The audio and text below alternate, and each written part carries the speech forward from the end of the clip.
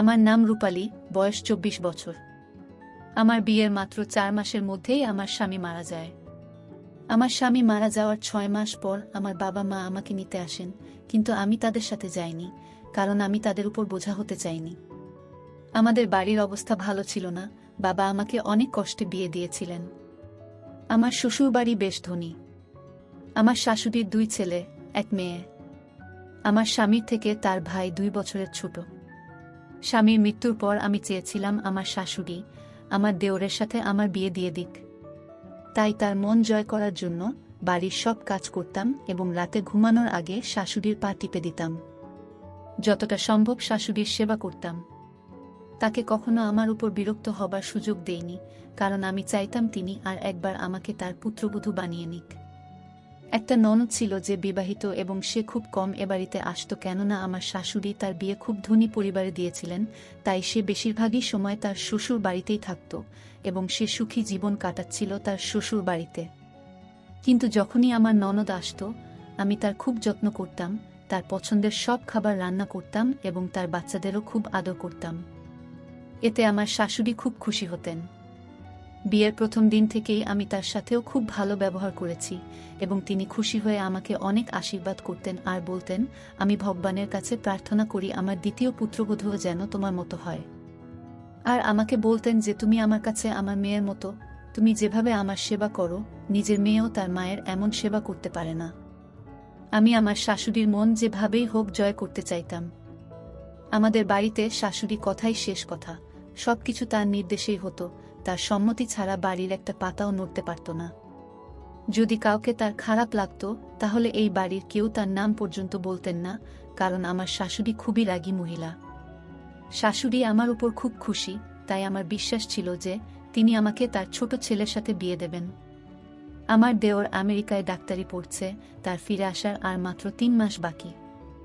এবং আমি মনে মনে খুশি ছিলাম যে আবার এই বাড়িটা আমার হবে আর আমি এই বাড়ির মালকিন হব, কারণ আমি সারা জীবন দারিদ্র্যের মধ্যে কাটিয়েছি আর এখানে এসে জানতে পেরেছি যে জীবনে সুখ কী জিনিস, তাই আমি এই বিলাসিতা হারাতে চাই না।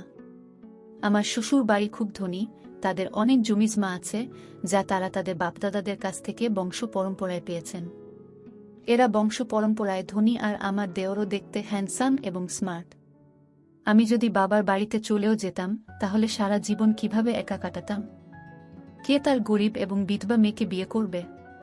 তাই আমি যথাসাধ্য চেষ্টা করেছি যে আমার শাশুড়ি যেন তার ছোট ছেলের সাথে আমার বিয়ে দেন। আমারও কি ভাগ্য, যখন আমার বিয়ে হয় তখন আমি খুব খুশি ছিলাম যে আমার বিয়ে একটা বড়লোক বাড়িতে হচ্ছে। এতদিন আমি অভাবের মধ্যে মানুষ হয়েছি, এখন আর অভাবের মধ্যে জীবন কাটাতে হবে না, কিন্তু ভগবান আমার এই সুখ ও মাসের মধ্যেই কেড়ে নিলেন, ও মাসের মধ্যেই আমি বিধবা হয়ে গেলাম। এখন আমি আমার দেওরের সাথে বিয়ে হয়ে এই বাড়িতেই আরামে থাকতে চাইতাম। শাশুড়ির মতো পুরো বাড়িতে কর্তৃত্ব নিজের হাতে চাইতাম। আমি জানতাম এটা একমাত্র সম্ভব আমার দেওর আমাকে বিয়ে করলে, কারণ আমার শাশুড়ি এই ছেলের খুব বাধ্য ছিলেন। তিনি প্রতিটি বিষয়ে তার ছোট ছেলের সাথে পরামর্শ করে করতেন। আমার স্বামী ছোটবেলা থেকেই অসুস্থ ছিল, ছোটবেলার এই দুর্বলতা তার শরীরে যৌবন পর্যন্ত থেকে যায়। সে দেখতে রোগা পাতলা এবং কালো, তাই তো আমার মতো গরিব মেয়ের বিয়ে এত ধনী পরিবারে হয়েছে। তবুও আমি আমার স্বামীর সাথে সুখী জীবনযাপন করতে চাইতাম, কিন্তু আমার স্বামী আমাকে সাথ দেয়নি, তিনি আমাকে ছেড়ে চিরদিনের মতো চলে গেলেন। যদিও আমরা গরিব, কিন্তু আমার বাবা যদি জানতেন যে আমার স্বামীর এমন রোগ আছে যে সে ছোটবেলা থেকেই অসুস্থ, তাহলে আমার বাবা কখনই তার মেয়েকে এই বাড়িতে বিয়ে দিতেন না। আমার বাবা এই কথাটি জানতেন না, তাই আমার শাশুড়ি যখন আমার বাবাকে আমার সম্বন্ধের কথা বলেছিলেন, তখন আমার বাবা রাজি হয়ে যান। আর এইভাবে আমি এই বাড়িতে আসি। কেবলমাত্র 3 মাস সুখে ছিলাম, তারপরে হঠাৎ আমার স্বামীর শরীর খারাপ হলো। আমার শাশুড়ি আমার স্বামীর চিকিৎসার জন্য টাকা জলের মতো ঢেলেছেন, এমনকি চিকিৎসার জন্য তাকে অন্য দেশে পাঠাতে চেয়েছিলেন, কিন্তু তার কাছে সময় খুব বেশি ছিল না। কিছুদিনের মধ্যেই তিনি মারা যান। স্বামীর মৃত্যুর পর আমি 1 বছর ধরে শ্বশুর এবং নন্দের সেবা করছি। কিন্তু সেদিন আমার খুব খারাপ লাগলো, যেদিন আমার শাশুড়ি বললেন যে আমি আমার ছোট ছেলের জন্য মেয়ে খুঁজছি, যাতে তাকে বিয়ে দিতে পারি।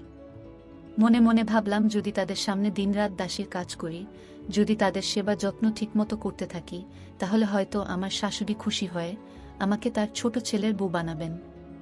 কিন্তু আমি ভাবতেই পারিনি যে আমার সমস্ত পরিশ্রম এবং আশা বৃথা যাবে। একদিন আমি এবং শাশুড়ি খুব নামকরা এক তান্ত্রিক বাবার কাছে গিয়েছিলাম।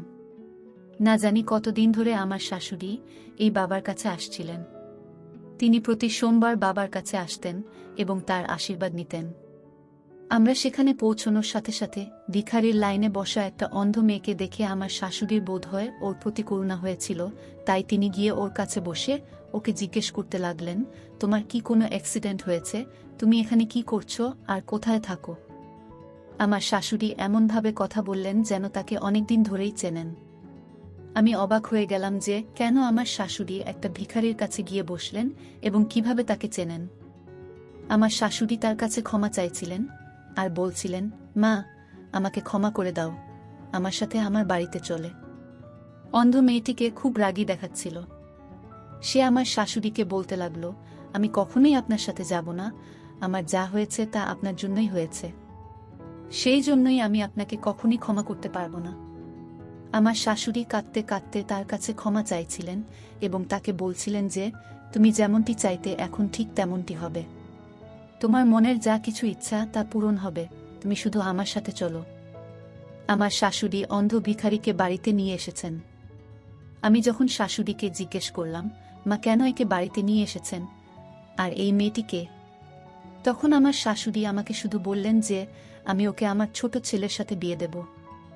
শাশুড়ির কথা শুনে আমার পায়ের তলায় মাটি সরে গেল, কারণ আমি যত স্বপ্ন দেখেছি সব ভেঙে চুরমার হয়ে যেতে দেখতে পাচ্ছি। শাশুড়ির কথায় খুব অবাক হলাম যে তিনি কিভাবে একটা অন্ধ ভিখারির বিয়ে তার ডাক্তার ছেলের সাথে দিতে পারেন। আমার মনে হচ্ছিল যে আমার দেওর একে দেখার সাথে সাথে না করে দেবে, কারণ সে আমেরিকায় পড়াশোনা করছে, তার চয়েসও খুব হাইফাই হবে। সে কিভাবে একটা অন্ধ ভিখারিকে বিয়ে করবে? আমি তো শাশুড়ির ভাবনা চিন্তা দেখেই অবাক হলাম। কয়েকদিনের মধ্যেই দেওর ফিরে এলো আর শাশুড়ি বিয়ের প্রস্তুতি নিতে শুরু করলেন। সেই অন্ধ মেয়েটি এখন এবাড়িতেই বাড়িতে থাকে, শাশুড়ি তাকে থাকতে আলাদা ঘর দিয়েছেন। সে আমাদের সাথে খুব কমই কথা বলে, বেশিরভাগই সময় ঘরেই থাকত। শাশুড়ি তার ঘরে খাবার দিয়ে আসতেন। শাশুড়ি দেওরকে বিয়ের কথা জানালে দেওর আনন্দের সাথে বিয়েতে রাজি হয়ে গেল। আমি অবাক হয়ে গেলাম যে রোহিত কিভাবে বিয়ের জন্য রাজি হতে পারে। ও কিভাবে একটা অন্ধ ভিখারিকে পছন্দ করল? তারপরে আবার ভাবলাম, আমার শাশুড়ি হয়তো রোহিতকে বলেনি যে সে তার জন্য যে মেয়ে ঠিক করেছে সে অন্ধ। আমি চেষ্টা করছিলাম কোনোভাবে দেওরকে এই কথাটা জানাতে। একদিন সুযোগ পেয়ে রোহিতকে উস্কে দেওয়ার চেষ্টা করলাম। রোহিত, তোমার মা তোমাকে একটা অন্ধ ভিখারির সাথে বিয়ে দিতে চায়। আমার কথা শুনে রোহিত আমার দিকে অবাক চোখে তাকিয়ে বলল, বৌদি, চিন্তা করো না, মায়ের উপর আমার পূর্ণ বিশ্বাস আছে, তিনি আমার সাথে খারাপ কিছু করবেন না। আমি মাথা নিচু করে চুপ হয়ে গেলাম। বিয়ের সময় দেওর মেয়েটিকে দেখেই এমন খুশি হলো যেন সে এত খুশি আগে কখনো পায়নি। তার খুশি দেখে অবাক হয়ে গেলাম যে দেওর এত খুশি কেন। একটি অন্ধ মেয়ে তার বউ হতে যাচ্ছে, তারপরও সে এত খুশি। আমার অবাক হওয়ার পালা কিছুতেই কমছিল না। আমি কিছু বুঝতেই পারছি না কি হচ্ছে। দেওরের বিয়ে সেই অন্ধ মেয়ের সাথে হয়ে গেল, আর আমার চোখের সামনে দিয়ে সে তার স্ত্রীর হাত ধরে ঘরে চলে গেল। এখন পর্যন্ত আমার দেখা সব স্বপ্ন ভেঙে চুরমার হয়ে গেল। শাশুড়ি আমাকে নির্দেশ দিয়েছিলেন যে এখন থেকে তোমার দেওর আর জায়ের সমস্ত দায়িত্ব তোমাকেই নিতে হবে, কারণ তোমার যা অন্ধ, তাই তার খাওয়া দাওয়া থেকে তার সব দায়িত্ব তোমার উপরে দিলাম। আমার এই কথাটা একদমই পছন্দ হয়নি যে প্রথমে তো শাশুড়ির সেবা করতাম, এখন শাশুড়ি আবার জায়ের কাজের দায়িত্ব আমার কাঁধে তুলে দিয়েছেন। আমি সাহস করে শাশুড়ির সাথে কথা বলার সিদ্ধান্ত নিলাম এবং তার রুমে গেলাম। আমি তাকে জিজ্ঞেস করলাম, তিনি আমাকে নিয়ে কি ভাবছেন আর কতদিন আমাকে এভাবে তাদের বাড়ির কাজের মেয়ে বানিয়ে রাখবেন? প্রথমে তো শুধু আপনি ছিলেন, এখন তো আপনি একটি অন্ধ মেয়েকে আমার মাথায় উপর চাপিয়ে দিয়েছেন। আপনি আমার স্বামীর মা, তাই আমি মনে প্রাণে আপনার সেবা করতাম, কিন্তু আমি সেই অন্ধ ভিখারির চাকরানি হতে পারব না। শাশুড়ি আমাকে বললেন, এখানে এসে আমার কাছে বসো, আমি তোমাকে বলছি মেয়েটি কে।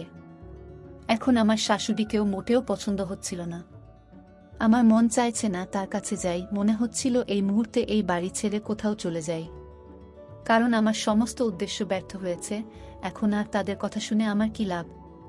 কিন্তু বাধ্য হয়ে তার কাছে গিয়ে বসলাম। শাশুড়ি বলতে শুরু করলেন, সেই সময় রোহিত আমেরিকায় যায়নি, আর এই মেয়েটির নাম জ্যোতি আমাদের এলাকায় থাকত। রোহিত এবং জ্যোতি একে অপরকে ভালোবাসত।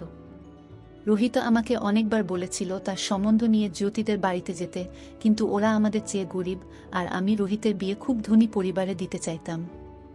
রোহিত আমাকে অনেকবার বলেছে যে ভোলা বাসার কাছে টাকার কোনো মূল্য নেই, কিন্তু আমি বুঝতে পারিনি। আমি মেয়েটির বাড়িতে গিয়ে তাদের বলেছিলাম, তোমার মেয়েকে বলে আমার ছেলের থেকে দূরে থাকতে। আমি জানি তোমাদের নজর আমার ধন সম্পদের দিকে, সেই জন্যই তোমরা তোমাদের মেয়েকে দিয়ে আমার ছেলেকে ফাঁদে ফেলেছ, কিন্তু তোমরা যা চাও তা মোটেও হবে না। আমি কিছুতেই এটা হতে দেব না। জ্যোতির্মা কাঁদতে কাঁদতে আমাকে বলছিল যে আমরা আমাদের মেয়েকে এরকম কিছুই বলিনি। আমরা গরিব, কিন্তু আমাদেরও মান সম্মান আছে।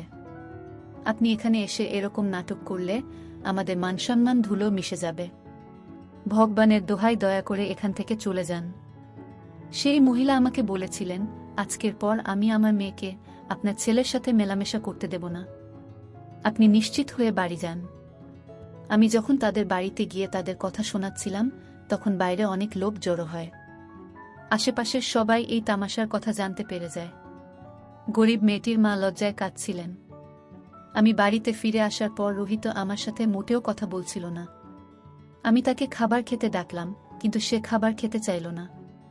রোহিতের এই অবস্থা আমি সহ্য করতে পারছিলাম না, কারণ আগে কখনো এমন হয়নি যে রোহিত আমার সাথে কথা বলেনি এবং আমার কোনো প্রশ্নের উত্তর দেয়নি। রোহিত খুব বাধ্য ছেলে ছিল, আমার একবার ডাকাতেই ছুটে আসত। আর এখন এসব হচ্ছে কারণ মেয়েটি তাকে ফোন করে সব বলে দিয়েছে যে আমি তাদের বাড়িতে গিয়ে পুরো পাড়ার সামনে তার বাবা মাকে অপমান করেছি। পরের দিন সকালে রোহিত যখন বাইরে যাচ্ছিল, আমি জিজ্ঞাসা করলাম, কোথায় যাচ্ছ? সে আমাকে বলল যে জ্যোতির সাথে দেখা করতে। আমি তাকে অনেক নিষেধ করলাম। তাকে বললাম যে আমি তাকে কখনো ওই গরিব বাড়ির মেয়ের সাথে বিয়ে দেব না। ওদের নজর শুধু আমাদের ধনসম্পদের দিকে, যা তুমি দেখতে পাচ্ছ না। আমার এসব কথা শুনেও রোহিত বাইরে চলে গেল। সে আমার কথার কোনো উত্তর দিল না। কিছুক্ষণ পর যখন সে ফিরে এল, তখন সে জোরে জোরে কাঁদছিল, আর রুমে গিয়ে সেখানে রাখা সবকিছু ভেঙে তছনছ করে দিল। মনে হচ্ছিল যেন ওর মাথায় পাগলামির ভূত চেপেছে। আমি ওর রুমের দরজায় ধাক্কা দিলাম, কিন্তু ও কোনো উত্তর না দিয়ে রুমের ভিতরেই থাকল। সারাদিন খাবার খেল না। আমি রোহিতের এই অবস্থা মোটেও সহ্য করতে পারছিলাম না, কারণ আমি তার মা। আমি তাকে নিজের জীবনের চেয়েও বেশি ভালোবাসতাম। বর ছেলে আগে থেকেই অসুস্থ, কিন্তু আমি আমার এই ছেলেকেও হারাতে চাইনি। আমি মেয়েটিকে ফ্যামিলি শহর থেকে বের করে দিতে চাই, কারণ আমার মনে হচ্ছিল যে তারা যদি এখান থেকে চলে যায় তবে রোহিতের সাথে মেয়েটির যোগাযোগ থাকবে না। এরপরে ধীরে ধীরে তাকে ভুলে যাবে এবং সবকিছু ঠিক হয়ে যাবে। সেদিন রোহিত রুমে থেকে বের হয়নি। আমি আবার মেয়েটির বাড়িতে যাই এবং মেয়েটির বাবা মাকে বলি যে আপনারা এই শহর ছেড়ে দূরে কোথাও চলে যান। বিনিময়ে তোমরা যত টাকা চাইবে আমি দেব। শুধু আপনার মেয়েকে বলুন আমার ছেলেকে জীবন থেকে সরে যেতে। তখনই জ্যোতি ঘর থেকে বের হয়ে এসে আমাকে বলতে লাগলো, আপনি নিশ্চিত থাকুন, আমি কখনই আপনার ছেলের সাথে দেখা করব না। রোহিত কালও আমার সাথে দেখা করতে এসেছিল, কিন্তু আমি তাকে বাড়ি ফেরত পাঠিয়ে তার সাথে সম্পর্ক চিরতরে শেষ করে দিয়েছি। জ্যোতি আমাকে বলল, আমরা আপনাদের টাকা চাই না। আমরা আগেই ভেবে নিয়েছি যে আমরা এই শহর ছেড়ে আজ রাতেই চলে যাব। আপনার ছেলেকে আমাদের পিছন না নিতে এবং আমাদের শান্তিতে থাকতে দিতে বলবেন। আপনার ছেলেই আমার পিছনে পড়েছিল। সে আমাকে সবসময় বলতো যে আমি বিয়ে করলে শুধু তোমাকেই করব, কিন্তু আমি তাকে বলেছিলাম যে আমি তোমাকে কখনই বিয়ে করব না, কারণ আমি জানতাম যে এমন কিছু হবে, কারণ আপনাদের চোখে টাকা আর টাকার জোরে ক্ষমতা এবং খ্যাতিই আপনাদের প্রিয়। আপনার ছেলে কিসে সুখী হবে তাতে আপনার কিছুই যায় আসে না। আমি যতই রোহিতের থেকে দূরে থাকতাম, রোহিত ততই আমার কাছে আসার চেষ্টা করত, আর তারপরে আমিও একই ভুল করলাম যে আমিও ধীরে ধীরে তার প্রেমে পড়তে শুরু করলাম। রোহিত আমাকে বলতো যে তুমি চিন্তা করো না, মা আমাকে খুব ভালোবাসেন এবং অবশ্যই আমার সুখের জন্য মেনে নেবেন। আমি দুঃখিত যে রোহিতের ধারণা এত বড় ভুল যে তার মা তার সুখের জন্য সবকিছু মেনে নেবেন। আমি জ্যোতিকে বললাম, আমাকে কিছু বোঝানোর দরকার নেই, যত তাড়াতাড়ি সম্ভব শহর ছেড়ে বেরিয়ে পড়ো এই বলে বাড়িতে ফিরে দেখি রোহিতের অবস্থা খারাপ। ভেবেছিলাম এটা কয়েক দিনের ব্যাপার, ধীরে ধীরে ঠিক হয়ে যাবে এবং জ্যোতিকে ভুলে যাবে, কিন্তু সেরকম কিছুই হলো না। দিন দিন রোহিতের অবস্থা খারাপ হচ্ছিল, সে খাওয়া দাওয়া একেবারেই বন্ধ করে দেয়। এরপর একদিন রোহিত অজ্ঞান হয়ে পড়ে এবং অজ্ঞান অবস্থাতেই জ্যোতির নাম বারবার বলছিল। সেদিন আমি বুঝতে পারলাম, যদি জ্যোতির সাথে আমার ছেলের বিয়ে দিতাম তাহলে আজ এই অবস্থা হতো না। রোহিতকে হাসপাতালে ভর্তি করানো হলো। যেদিন রোহিতের জ্ঞান ফিরল, সে কাঁদছিল আর বলেছিল যে, মা, আমাকে জ্যোতির কাছে যেতে হবে, ভগবানের দোহাই, আমাকে জ্যোতির সাথে দেখা করিয়ে দাও। আমি ওকে ছাড়া মরে যাব।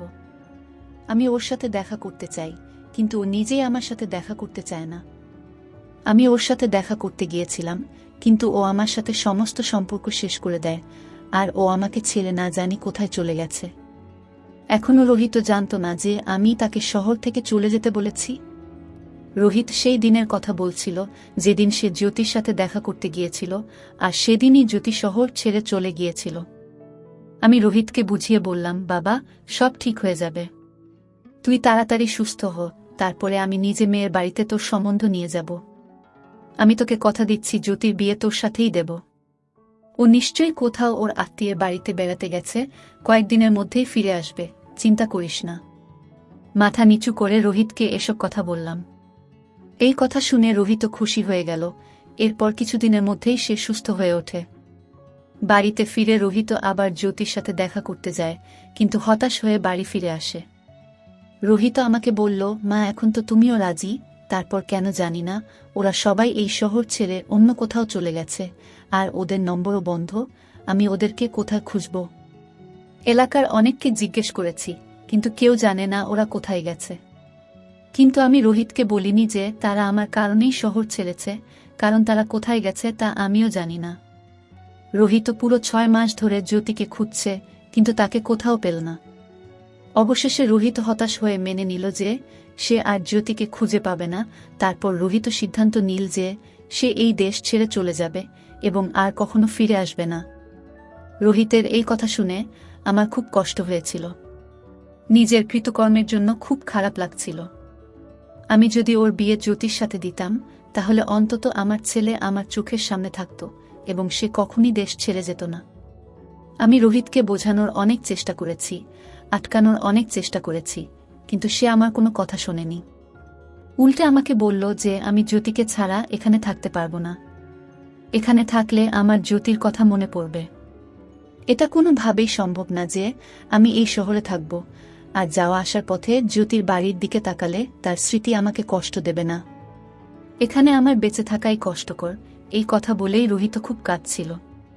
আর আমি যা করেছি তার জন্য আমি আফসোস করছিলাম যে আমার একগুঁয়েমির কারণে আমি আমার ছেলের সুখ কেড়ে নিয়েছি। আমি যদি জ্যোতির সাথে তার বিয়ে দিতাম, তাহলে সে আজ কত সুখী হতো। ছেলের এই অবস্থার জন্য শুধুমাত্র আমি নিজেই দায়ী, আমার কারণেই আজ ওর চোখে জল। এরপর রোহিত আমেরিকায় চলে যায়, কিন্তু আমি জ্যোতিকে খুঁজতে থাকি। আমি জ্যোতির সমস্ত আত্মীয়দের বলেছিলাম যে জ্যোতির সম্পর্কে কিছু জানতে পারলে আমাকে অবশ্যই জানাবেন, কিন্তু আশ্চর্যের বিষয় হলো কেউ তাদের সম্পর্কে কিছুই জানে না। তারা গেল কোথায়? তারপরে প্রতি সোমবার আমি তান্ত্রিক বাবার কাছে যেতাম, যাতে কোনো না কোনোভাবে জ্যোতির খোঁজ পেতে পারি। প্রতিদিন বাবার আশীর্বাদ নিতাম এবং বাবাকে বলতাম ঈশ্বরের কাছে প্রার্থনা করতে, যাতে আমার ছেলের খুশি ফিরে আসে। এরপর ঈশ্বর আমার প্রার্থনা স্বীকার করলেন। আমি জ্যোতিকে সেখানে বসে থাকতে দেখলাম। তাকে সেখানে দেখে খুব খুশি হয়েছিলাম এবং বাড়িতে নিয়ে এসে জানতে পেরেছিলাম যে তারা এই শহর ছেড়ে মুম্বাই যাওয়ার সময় রাতে একটি বড় অ্যাক্সিডেন্ট পড়ে এবং তার বাবা মা এই অ্যাক্সিডেন্টে তাকে একা ফেলে রেখে পরে লাইক যাত্রা করেন। মা বাবা মারা যাওয়ার পর জ্যোতি সম্পূর্ণ একা হয়ে পড়ে। এই দুর্ঘটনায় তার চোখ দুটি হারিয়ে ফেলে। এটা শুনে আমিও কাঁদতে লাগলাম, কারণ আমার জন্যই তার সাথে এসব হয়েছে। আমি তাদের এই শহর ছাড়তে বলেছিলাম। আমি যদি এটা না করতাম তাহলে তাদের সাথে এত বড় অ্যাক্সিডেন্ট ঘটতই না। তাই আমি সিদ্ধান্ত নিলাম জ্যোতির বিয়ে অবশ্যই রোহিতের সাথে দেব। রোহিত ফিরে এসে জ্যোতিকে দেখে খুব খুশি হয়। রোহিতকে খুশি দেখে আমিও চিন্তামুক্ত হয়ে গেলাম। আমার অর্থের কোনো অভাব নেই, আমার কাছে ভগবানের দেওয়া সবকিছুই ছিল, কিন্তু আমার ছেলে যখন খুশি নয় তখন আমি এই সম্পদ দিয়ে কি করব? আর মা, আমি জানি তুমি মনে মনে কি চাইতে, আর সত্যিই যদি আমার ছেলের জীবনে জ্যোতি না থাকতো তবে আমি তোমাকে রোহিতের স্ত্রী বানাতাম। কিন্তু আমি অসহায়, তুমি যা চাও আমি তা করতে পারবো না। তুমি আমার মেয়ে, তুমি যেভাবে আমার সেবা করেছ, ভগবান অবশ্যই এর ফল তোমাকে দেবেন। এখন তুমি যদি বিয়ে করতে চাও তাহলে আমাকে বলো, তোমার জন্য ভালো সম্বন্ধ দেখে আমি তোমাকে উচ্চ পরিবারে বিয়ে দেব, কিন্তু রোহিতের সুখ শুধু জ্যোতিকে নিয়েই। সে তোমাকে নিয়ে কখনো সুখী হতে পারবে না। শাশুড়ি আমাকে আরও বললেন, আমার যত ধন সম্পদ আছে তার অর্ধেক আমি তোমার নামে করে দেব, বাকি অর্ধেক রোহিতের। তবুও তুমি যদি তোমার জীবন নিয়ে কোনো সিদ্ধান্ত নিতে চাও তাহলে অবশ্যই নিতে পারো, আমি নিষেধ করব না। তুমি যা বলবে তাই হবে। শাশুড়ির সব কথা শুনে আমি বুঝতে পারলাম যে আমি যা ভাবছিলাম তা কতটা ভুল। আমি পরিবারের সবার ভালোবাসা দেখতে পেতাম না।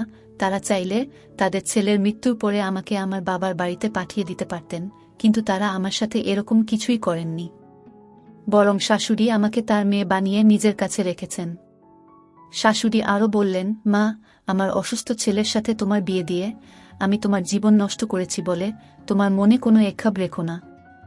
আমি আমার বর ছেলেকে তোমার সাথে বিয়ে দিয়েছি কারণ ডাক্তার আমাকে আশা দিয়েছিলেন যে আমার ছেলে সুস্থ হয়ে যাবে, কিন্তু আমি জানতাম না যে তার জীবন একদিনের। সব কথা শুনে আমি শাশুড়িকে বললাম যে মা, এখন আমি আমার সারা জীবন আপনাদের সঙ্গেই থাকব। এ বাড়িতে এত সুখ পাব কখনো ভাবিনি। আপনি আমাকে যা দিয়েছেন তা আমার জন্য অনেক, আমি এর বেশি চাই না। আমার শাশুড়ি আমাকে জড়িয়ে ধরে বললেন যে তুমি আমার মেয়ে, তুমি সবসময় আমার মেয়েই থাকবে। শাশুড়ির এই কথা শুনে আমি খুব খুশি হলাম এবং শাশুড়িকে বললাম, মা, আমি রোহিত ও তার বউকে তাদের ঘরে খাবার দিতে যাচ্ছি। শাশুড়িকে আরও বললাম, এখন আপনি ওদের দুজনকে নিয়ে একটুও চিন্তা করবেন না, আমি আমার জায়ের যত্ন নেব। তার চোখ নেই তো কি হয়েছে, সে আমার বোনের মতো, আমি তাকে কখনই বুঝতে দেব না যে সে দেখতে পায় না। শাশুড়ি আমার মাথায় হাত রেখে আমাকে আশীর্বাদ করে বললেন, মা, আমি তোমার কাছ থেকে এটাই আশা করেছিলাম।